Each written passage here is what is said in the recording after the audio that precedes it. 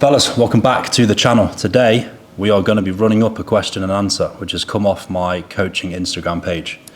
So if you don't already follow that, drop it a follow. It's basically where I drop more value, more education around this process, tips on how you can add muscle, lose fat, get healthy, and also update in regards to kind of like the phases I'm in. So obviously I'm pushing food at the moment, so I kind of run up shit like that. Anyway, these questions, let's roll straight into this because there's 12 to get through and I don't want to be waffling for too long.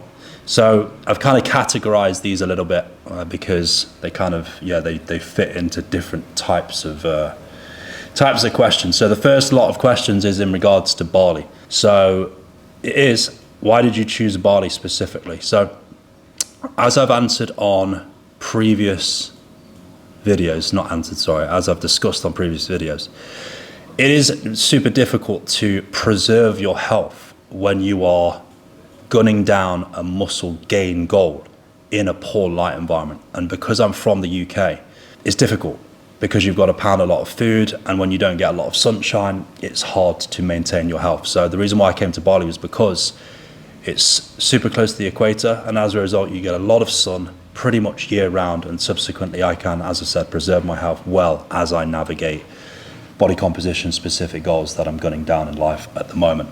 So that's predominantly the first reason why. The second reason is because people out here get the quantum stuff. People are big on grounding, sun exposure, health optimization, nervous system regulation, yoga, all of that sort of stuff. And it's nice to feel accepted in that regard, because coming from a place like Harley Street in the UK, which is where I was working before coming to Bali, as a combination of in-person and mostly online.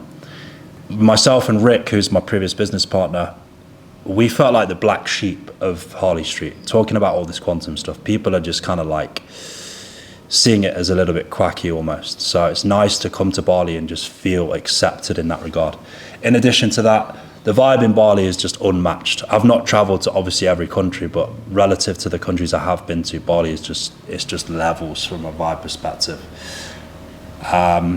You get hustle and bustle, super successful guys, so that's motivational. You get gorgeous females as well, which is obviously always beneficial. But then, as I said previously, you also get that nature element as well. So you've got the go, but then you've also got the chill element as well. Went to Dubai in 2023, and for me Dubai is a lot because it is super go, and because you don't have that nature to relax into as well, you're kind of just cooking. So I like Bali because you've got the hustle and bustle, but you can come away from it and chill and relax and have the nature, which is what I'm big on relative to my approach with coaching and so on. Next question in regards to Bali is, how expensive is it to live in Bali? So in terms of my lifestyle, I don't live a flashy lifestyle because I'm not an incredibly sociable person. I just like to eat, sleep, train, build the coaching out, drop shoulder into additional endeavors, and don't kind of, flex in beach clubs and clubs and so on. Not that there's anything wrong with that. I think you should be doing that at certain stages of your life, but where I'm at the moment, I'm kind of in build mode and subsequently locked off. So as a result, I think if I was to give you a figure as to what I think you should be earning at least to live comfortably in Bali, I think as a minimum, so you can live in a villa, kind of eat whatever you want from a food perspective, train at a nice gym, go on dates if you want to, go out occasionally if you want to, take a few trips to Ulu and Ubud and stuff like that. I think you need to be doing at least $3,000 a month. And when I say $3,000, I'm talking GBP, so pounds. I think anything less than that, and you are going to be a little bit limited. That being said, me personally, I spend a lot on food because obviously I eat a lot of food. I choose to train at a nice gym. I choose to have a nice motorbike and so on. You could chop that down quite a lot. I obviously work with a videographer. That's an additional fee. Pay a lady to cook my food. That's an additional fee. So I could chop my outgoings down, but I think if I was to give a general figure, it would be about $3,000 a month. I think anything less than that, you're going to be you're going to be restricted. I personally don't think Bali is as cheap as people make it out to be, especially nowadays. So $3,000 is what I would say you need. In regards to the next question, so this is a little bit off the topic of Bali now. What it is, anything that you miss about being home. So I think the things I miss the most about being in the UK is, firstly, my mom. I miss my mom a lot because we have a great relationship. Miss my dad too. My dog, that's a big one. I think anyone that's got a pet that lives away from their pet, it's a struggle. You know, you're gonna miss the dog, the cat, whatever, you know, an incredible amount, and I definitely do. So I would say those two are the standouts. Obviously missing friends as well, but yeah, because I am so locked in here, I don't feel like I have a lot of time to sit and dwell and miss things. And that kind of leads me on to the next question. The next question is, do you ever get lonely in Bali? And because of what I just said there, because I am kind of dialed into, you know, building the coaching out and additional endeavors and so on, I don't have the mental capacity to really get lonely. From a sort of personality perspective, I'm the type of guy that doesn't need a lot of social interaction to charge his social battery. I see my videographer 3 or 4 times a week, and that ticks me over significantly from a social perspective because we get on super well. So yeah, I don't really get lonely. The only time I have gotten pretty lonely in Bali was probably Christmas time, which was last year, because the weather's just pretty shit in Bali at that time of the year, which obviously impacts your mood alone. And then Christmas, I associate Christmas with being cold, snow, being around family and so on. And because I didn't go back to the UK, I did feel a little bit lonely. I kind of felt like I wish I had gone back in a way. But aside from that, no, I'm good to go.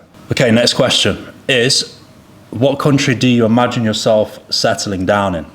I don't think I've found my country yet, if I'm honest. Out of all the countries I've been to, I think Dubai was probably the closest in 2023, which is when I went. But despite Dubai being unbelievable for kind of showing you what you truly can achieve in life if you gun shit down and don't get distracted and so on, Dubai is a concrete jungle, and I'm a nature guy, so it didn't check all of the boxes that I need to check if I'm to settle down long term. And then obviously Bali, unbelievable place. But I think Bali is a chapter destination for me. It checks a lot of boxes relative to where I'm at in life in terms of exploring, being single, building the coaching, dropping shoulder into additional endeavors, obviously living in the sun and stuff. But because it is an adult playground, I think I would feel friction to bring a child up in this environment. That being said, obviously things can change significantly when you meet someone. So I'm not saying I'm completely opposed to that idea, but I just don't think I've found my country yet. So moving on to more aesthetic-based questions, I guess. 3 favorite clothing brands. This is a sick question because hopefully as you've watched my other content, you know I'm into fashion. I would say Acne Studios. How do I pronounce the brand? It's Vue de J, I think. It's basically, you spell it Vujade. They're pretty clean. And the third brand I would say is Vintage Stores, which isn't a brand, but I do think if you go to a sick vintage shop, you can pick up some really unique pieces. And relative to the kind of fashion that I fuck with, I like the distressed look, I like the worn in look, hence the painters camo shorts and other shit that I wear in my videos. So yeah, I think those brands in particular, obviously not the third one not being a brand but a type of shop, they're where it's at for my preference in regards to fashion. Love your tattoo. Thinking of getting any more. Appreciate that. This tattoo I got in Bali. It's all about nature. Has my dog on it, my granddad, a path leading to a lake. And then this is the sky with the sun in it and some grass at the bottom, some trees. Also had another leg band on my right leg, which again is about nature. It says nature doesn't make mistakes, which is my favorite quote. In regards to tattoos, so I did make mention of this in a previous YouTube video, basically going over the fact that I don't believe tattoos are healthy for the human body. That being said, they are sick. I do like tattoos, and I'm willing to risk that potential health trade-off because I believe doing all the quantum stuff, which is what I always harp on about, you can kind of mitigate the risk. So to answer the question, thinking of getting more, yeah. One in the pipeline is a quote which is four sentences long. So it'd kind of be like this size, finger size, and that would be on my upper right side back. But with tattoos, I always sit on them for ages because I just don't think you should rush into them. Like this tattoo, I sat on for years. Not necessarily the design as such, but just making sure I definitely wanted half a sleeve because, yeah, you just don't want to rush into a tat and then a couple years down the line feel like that was just a phase you were in. Like, because this is about nature, my granddad, my dog and stuff, it means a lot to me. So I really don't think I'm going to look back at this and think, what the fuck was I thinking?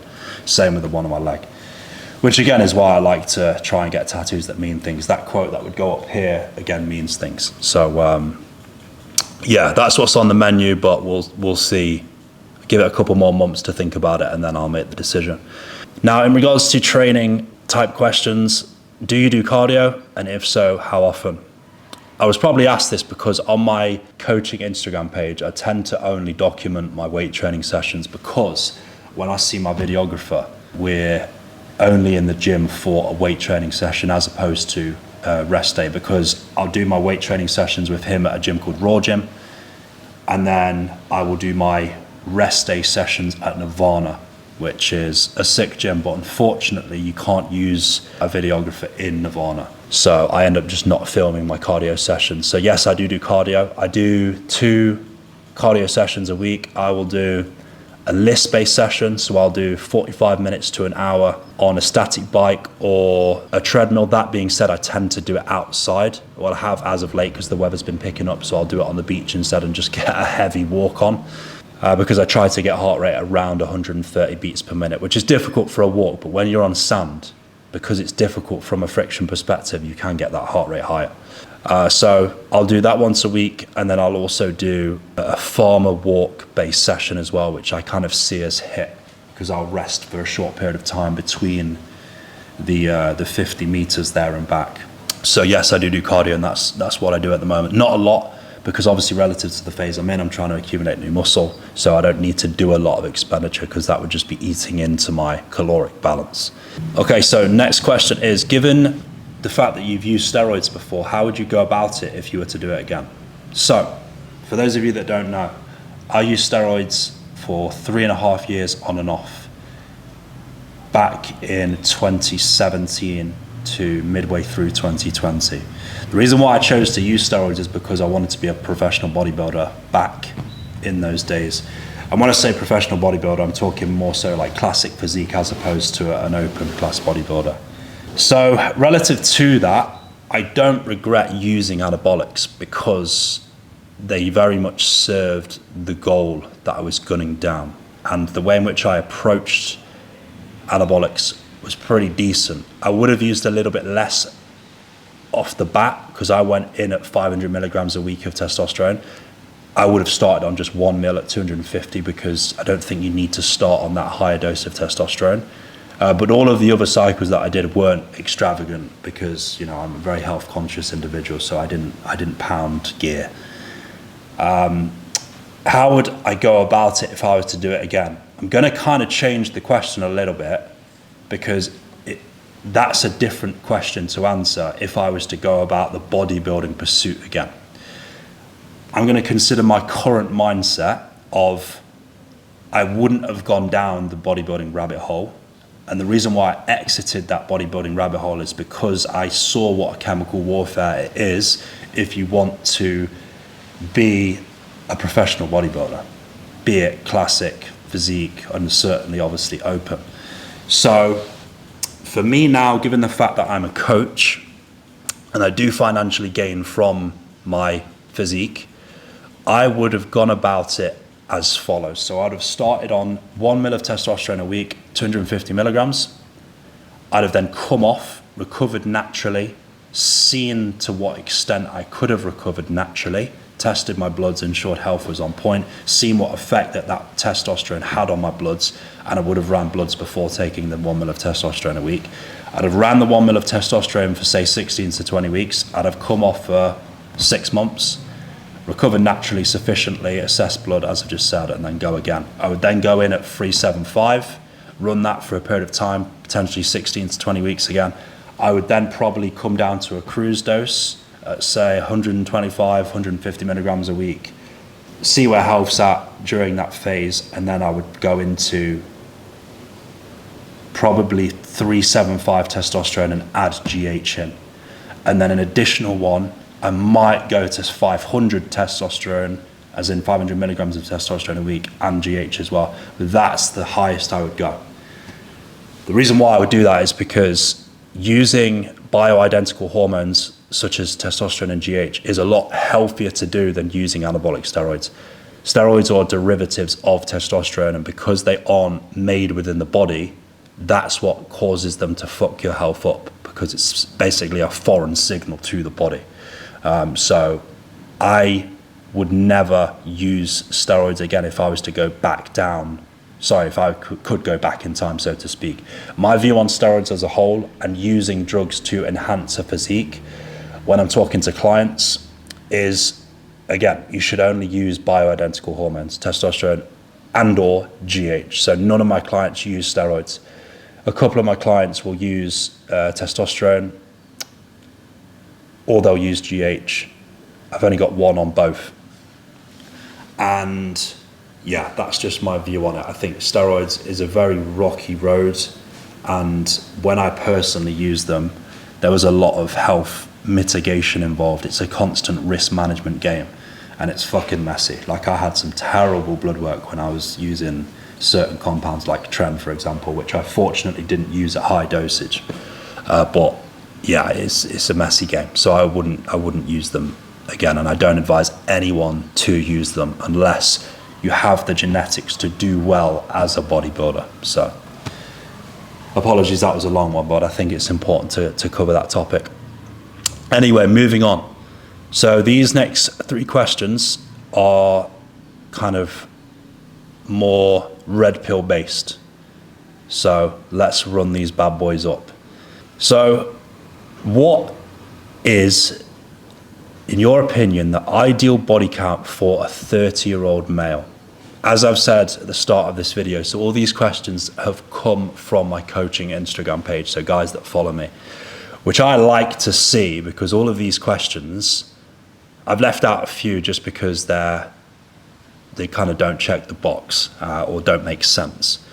All of these questions are great questions because they show that the guys that follow me are in alignment with kind of my views and beliefs and stuff. And this is why I'm doing this question today, because it's important for me to express what I believe in life from a personal perspective, in addition to obviously all the physical beliefs that I have in regards to health, training, nutrition, and so on.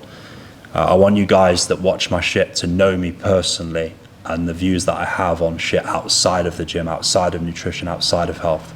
So this is why I'm running this sort of shit up. So to answer the question, what is the ideal body count for a 30-year-old male? I'm just going to say it how it is, okay? I'm not here to beat around the bush. I think the ideal body count is 50 for a 30-year-old man. The reason why I think this is key is because I don't think that's ridiculously excessive. That's my opinion. Some people might think otherwise. Some people might think it's a bit of a minor number. I know a lot of guys that have far exceeded that number.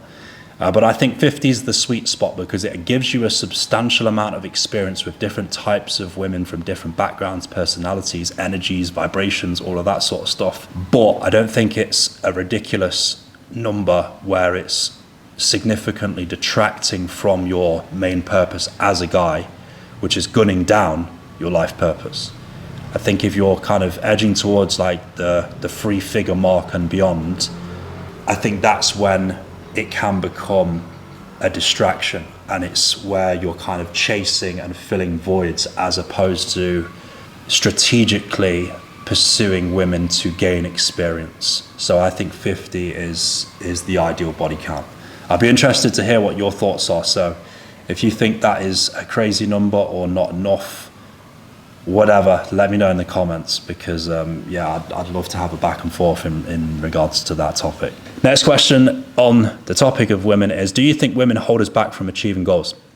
So in the last video that I did, I covered the biggest reasons as to why I think guys should stay single in the late 20 age range, which is obviously what I'm at the moment, being 28. So to answer the question, do you think women hold us back? In that video, the biggest reasons as to why I personally stay single is because I think you need time alone to truly identify who you are, what you're about, what you stand by, and what your life purpose is. And if you're constantly in relationships, I do think it hinders your ability to identify that. Second reason I believe staying single is important is because it allows you to gain experience from a sexual perspective, and I personally think that's superior to gain in terms of experience in a diverse form, as opposed to lots of experience with very few women, aka you're in long-term relationships. That's just my stance. And then the third reason as to why I believe staying single is so important during this age range is because I believe it allows you to have more free time, and subsequently you can drop shoulder into additional endeavors as well, which will massively benefit you from a professional perspective. I hope I didn't waffle on too much then, but in regards to the question, do I think women hold us back? I do believe for most guys, women hold guys back from checking the boxes that I just mentioned, because most guys get soft around females. They get soft and they crumble in the presence of that feminine energy. They turn into simps, they lose focus, they're not on their shit, and subsequently things start to dwindle, specifically career pursuit and their physical aesthetic and so on. So to answer the question, I think generally speaking, women in this age range do hold guys back from achieving goals. However, of course, there are outliers. There are incredibly successful people that have had long-term partners during their success. Alex Hormozy, Conor McGregor, even though he's kind of losing his head a little bit now. So yeah, I think generally speaking, most guys would benefit remaining single because females typically hold them back from achieving goals. However, like I said, there are outliers, Hormozy, McGregor, and so on, who have achieved phenomenal things, and they have had long-term partners. So that's just my stance on that. So last question, which is another red pill based question, is, do you think a high body count matters in a woman? So this is definitely a debated question, and one that I've pondered, not just for the sake of this Q&A, but also in life as a whole, given the fact that I'm single and kind of when I thought about what I would want in a woman. I personally do think a woman's body count matters significantly for various reasons. Firstly, I think it's because it reflects substantially her relationship with commitment and emotional pair bonding. So if she's got a high body count, chances are she's obviously had a lot of short-term flings. She's struggled with commitment, so to speak. And I do think for a female, because females typically, from an evolutionary perspective, require connection a lot more than a male does. I think typically when this is the case, it significantly compromises their ability to pair bond.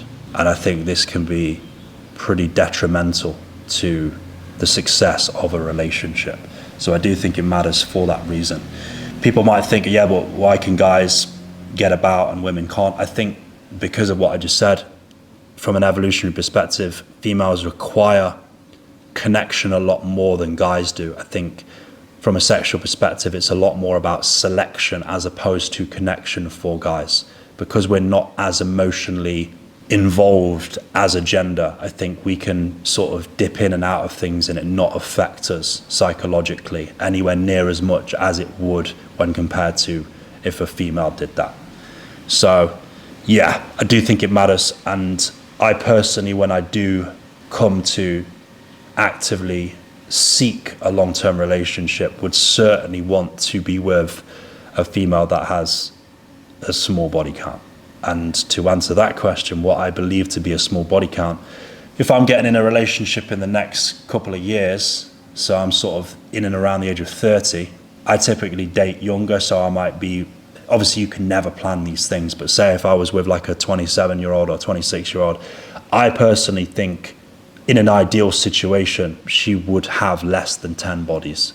I would think that is a good body count in this generation for a female to have. Because, you know, let's not beat around the bush, fellas. Females have significant optionality nowadays because of social media. So subsequently, they have more of a temptation to have short-term flings and stuff. So I think if a female has less than 10 bodies in and around that age range, it's very attractive because she has basically had a significant amount of discipline over the years to not pursue those short-term flings. And, you know, as for us guys, that shit's incredibly attractive. So that's my stance on the body count subject. So yeah, fellas, that is where we're at. Bali stuff, some personal stuff, aesthetic stuff, training stuff, red pill stuff. Hopefully that gives you more of an insight into kind of my stances on topics, controversial topics.